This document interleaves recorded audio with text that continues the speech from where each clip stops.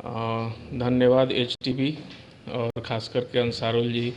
सबसे पहले मैं धन्यवाद आप लोगों को इसलिए कहना चाहूँगा कि जब भी कोई चुनाव आता है आप लोग बहुत अच्छे ढंग से कवरेज करते हैं और जागरूक मीडिया का अपना परिचय देते हैं। रही बात आपके प्रश्न की कि ये जो मेयर चुनाव चल रहा है, नगर निकाय चुनाव चल रहा है, इसमें हमें क्या करना चाहिए और किस ढंग से जो है इस चुनाव को हम देखते हैं।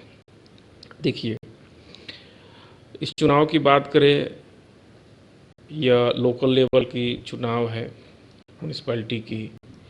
इसमें हमें मेयर को चुनना है, इस बार डायरेक्ट उप मेयर को चुनना है और वार्ड को चुनना है।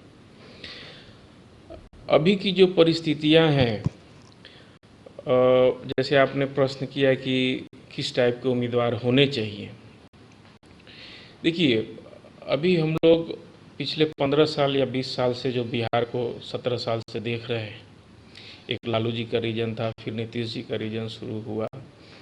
दोनों में काफ़ी परिवर्तन हुआ, समय भी परिवर्तित हुआ।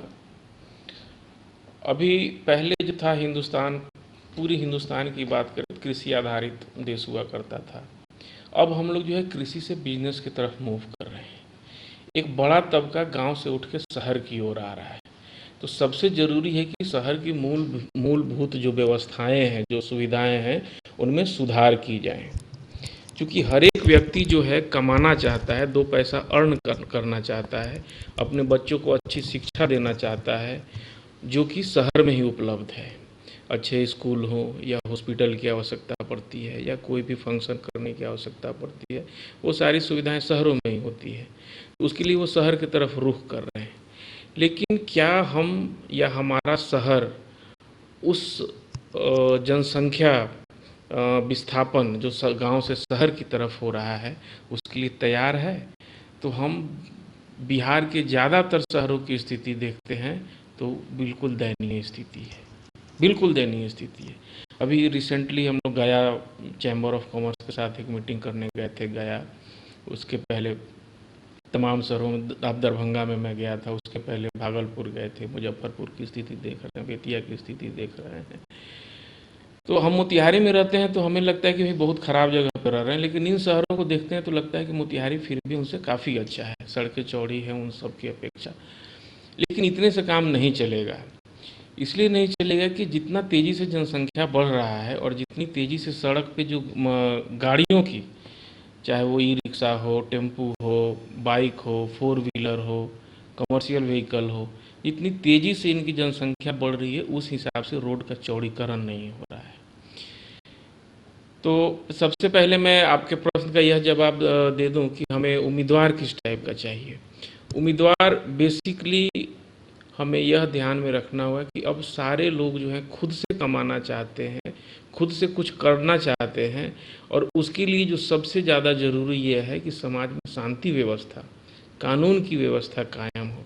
अभी 2 दिन पहले हम व्यवसायियों ने चैम्बर ऑफ कॉमर्स की तरफ से एक मीटिंग कराया था, पुलिस व्यवसायी संवाद, काफ़ी सफल रहा था। उसमें भी हमारी यही डिमांड थी पुलिस कप्तान से कि सर सबसे ज़्यादा ज़रूरी है आप हमें भोजन न दें, अन्न न दें, फ्री राशन बंद कर दें, लेकिन सबसे पहले कानून व्यवस्था को दुरुस्त करिए। कानून व्यवस्था दुरुस्त नहीं होगा, लोगों के अंदर भय आएगा, भय का माहौल होगा तो लोग निवेश करना छोड़ देंगे। हम हो आप हो एक रिस्क लेकर बिजनेस करते हैं, बैंक से लोन लेते हैं। पहले हुआ करता था कि भाई बड़ा बिजनेस मत करो, लाइमलाइट में आ जाओगे, वसूली रंगदारी का डर रहता था। बड़ी गाड़ी मत खरीदो या 4 व्हीलर खरीदो ही नहीं, नहीं तो जो है लाइमलाइट में आ जाओगे, हाईलाइटेड हो जाओगे, बड़ी गाड़ी से चलते हैं, बड़े पैसे वाले, चिट्ठियाँ आने लगेंगी। यह दौर चला गया, बहुत मुश्किल से जो है सरकार ने इस पर काबू पाया है। तो हमें स्वच्छ और साफ छवि के लोगों को जो है मौका देना चाहिए। तो पहली प्राथमिकता मेरी जो होगी वह यह होगी कि ऐसे लोगों को हम चुनें जिनसे समाज में किसी भी तरह का भय ना हो, समाज में खौफ पैदा ना हो, किसी एक समाज के लोगों को यह न लगे कि इनके आने से समाज की शांति व्यवस्था भंग हो जाए। ऐसे लोगों को हमें नहीं चुनना है या ऐसे लोगों को से हमें परहेज करना है। दूसरी बात कि इस बार हम देख रहे हैं बहुत सारे नौसिखिए लोग भी, जिनको मतलब मेयर का कुछ नहीं पता, गवर्नमेंट का कुछ नहीं पता, लेकिन वो प्रत्याशी बने हैं। ठीक है, कोई बात नहीं, लोकतांत्रिक प्रक्रिया है, सबको इलेक्शन लड़ने का हक है, लेकिन हम नौसिखिए को मौका नहीं दे सकते हैं। इसलिए कि सबसे कठिन होता है नगर निगम, उसको चलाना, क्योंकि यहाँ सारे लोग परिचित हैं। अंसारुल जी भी परिचित हैं, रणधीर जी भी परिचित हैं, अंगद जी भी परिचित हैं।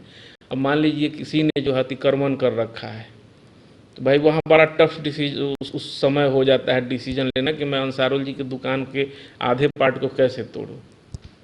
तो ऐसा बंदा जो डिसीजन ले सके, अगर बोल्ड डिसीजन लेना हो, लेना है, क्योंकि सड़क का ज़मीन अगर हमने छेक रखा है उसको खाली करवाना है। बोल्ड डिसीजन, डिसीजन जो ले सके, हमें ऐसे लोगों को चुनना है। यह नहीं कि बस आएँ और 5 साल अपनी कुर्सी जोगाने में लगे हुए हैं, ऐसा नेता हमें नहीं चाहिए। तीसरी क्वालिटी जो हम अपने नेता में देखना चाहेंगे वह यह देखना चाहेंगे कि जिनके पास अनुभव भी हो। जैसे अनुभव की कमी से क्या होता है, आए दिन हम सबसे बड़ी समस्या देखते हैं कि सफाई कर्मचारी जो नगर निगम के होते हैं हड़ताल पर चले जाते हैं, तो उनको हैंडल कैसे करें। एक दो तो हैं नहीं, वो काफ़ी संख्या में है। उनकी डिमांड को हमेशा आप फुलफ़िल भी नहीं कर सकते और हमेशा आप उनको नाराज़ भी नहीं कर सकते, चूँकि उनसे आपको काम लेना है।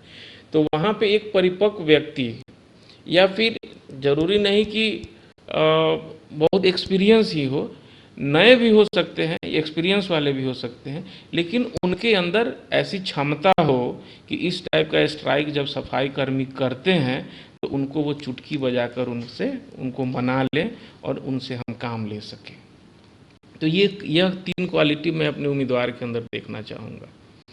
इसके अलावा जो है जैसे मेरी कुछ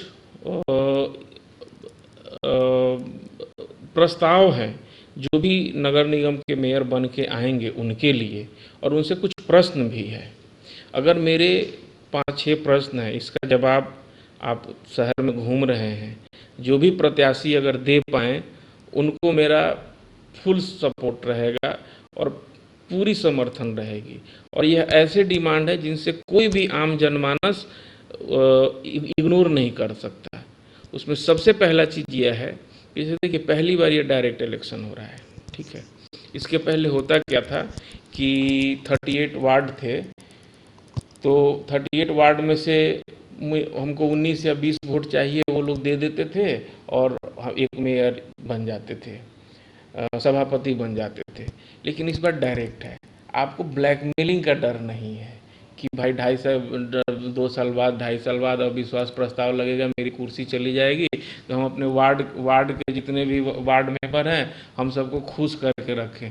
उनके इशारे पे इस बार नहीं चलना है, आप स्वतंत्र हैं, तो आपको बोल्ड डिसीजन लेना पड़ेगा, ठीक है। तो आपको उस हिसाब से तैयार रहना पड़ेगा।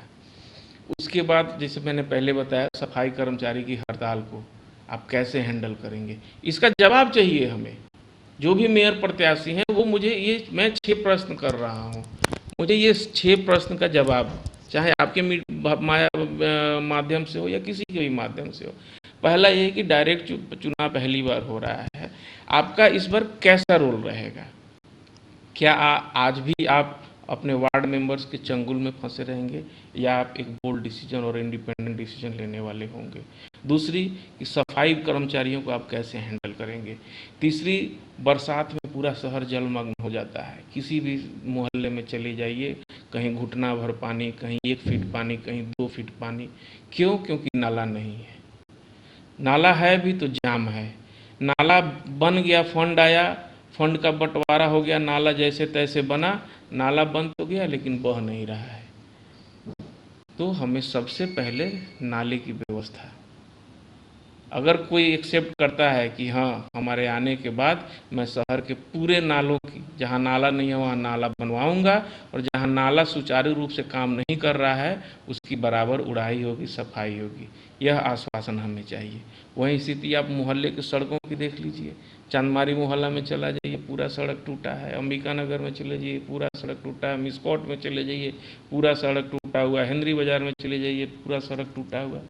किसी भी शहर में आप, रघुनाथपुर में चले जाइए, पूरा शहर सड़क टूटा हुआ है। गोपालपुर में चले जाइए, अंदर की मोहल्ले की सारी सड़कें टूटी हुई हैं। ये सब बेसिक चीज़ हैं। म्यूनिसपैलिटी के लोगों को क्या चाहिए? हमें नाले नाले चाहिए, पानी बहे, सफाई, कूड़ा उठाओ, कूड़ा का उठाव नहीं हो रहा है। देखिए शहर पे, उसके बाद हमें पशुओं से, मीना बाजार चौक पे चले जाइए, गांधी चौक पे गाय पड़ी हुई है, सुअर पड़ा हुआ है, कुत्ता पड़ा हुआ है। भाई कौन है इस शहर का माई बाप? ऐसे लगता है कि शहर मोतिहारी अनाथ हो गया, कोई माई बाप ही नहीं है। पिछला 5 साल कितना दुर्दशा में मोतिहारी गुजारा है, मैं किसी का नाम नहीं लूँगा, लेकिन ऐसे नौसिखियों को मौका मैं जनता से गुजारिश करूँगा न दें कि भाई ये सीखने की पाठशाला नहीं है। वो बंदा है जो काम करे, और काम करने के लिए आपको समय देना होगा। समय दे सके वैसे नेता को हम चुने। समय आप नहीं देंगे, घर में बैठे रहेंगे, तो काम कैसे निकलेगा? आवारा पशुओं की बात हो रही थी। जो आवारा पशु सड़कों पे है, क्या ये हटाना म्यूनिसपैलिटी का काम नहीं है? आप हमसे टैक्स लेते हैं, कूड़ा का उठाव नहीं होता है, वो टैक्स जाता कहाँ है? वो पैसा जाता कहाँ है? मेरी चौथी डिमांड यह है कि हम सारे लोग टैक्स देते हैं, चाहे वो मकान का होल्डिंग टैक्स होता है या जो भी चुंगी लेते हैं ये लोग, जिस तरह का भी टैक्स फंड की रेजिंग ये करते हैं, हमें यह जानने का हक है।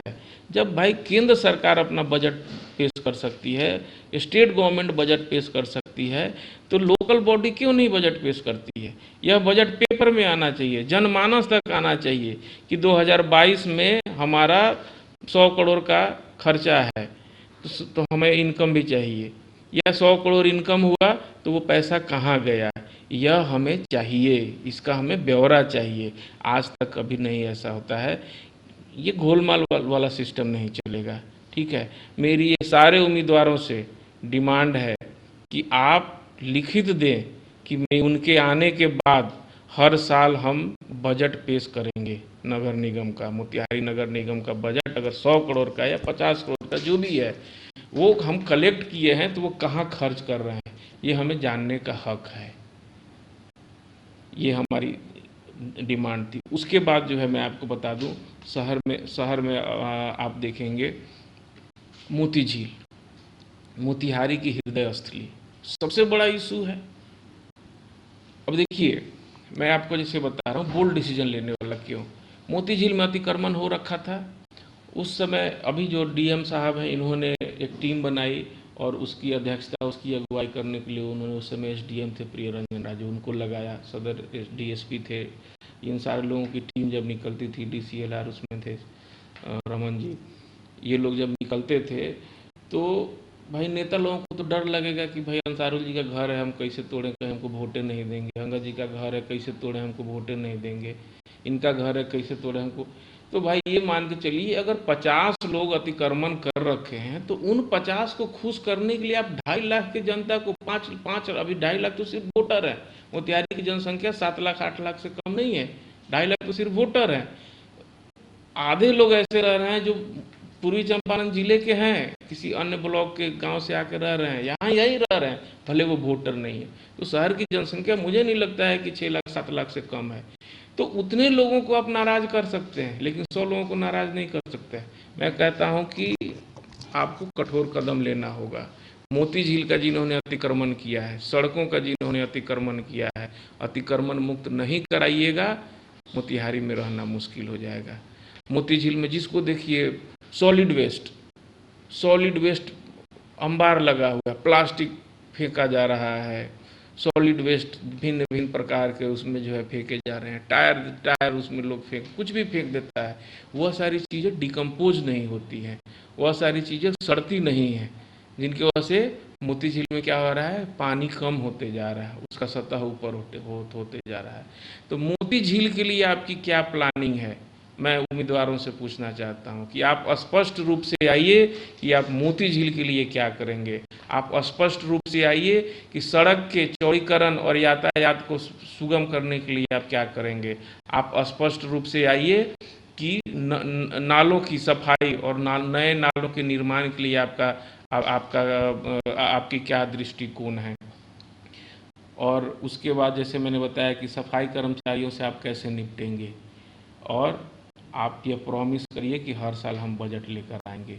इस तरह का आश्वासन आप दे सकते हैं लिखित, तो ऐसे उम्मीदवार को मैं प्रणाम भी करूंगा, समर्थन भी दूंगा और सारे मोतिहारी के जनता से अपील करूंगा कि ऐसी जनता को, ऐसे उम्मीदवार को आप जिताने का काम करें। न जात पात चलेगी, न धर्मवाद चलेगा, कुछ नहीं चलेगा। अच्छे लोग आएँ, पढ़े लिखे लोग आएँ और जो चला सकते हैं, बोल्ड डिसीजन ले सकते हैं, वैसे लोग आएँ।